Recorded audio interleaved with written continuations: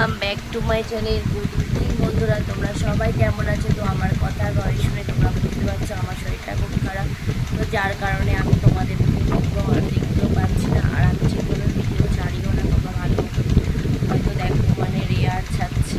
তো যাই হোক, তোমরা তো সেইভাবে আমার ফ্রেন্ডগুলো আর সাপোর্ট করছো না, তো আমি সবার সাপোর্ট করে আসবো, একটু শরীরটা সুস্থ হলো। তো তারপর দুটো বাচ্চাকে নিয়ে সামলাতে হচ্ছে, তো ধরার ভয়ে শুনে বুঝতে পারছো যতটা না দেওয়ার মতো ততটা ভিডিও বানাচ্ছি।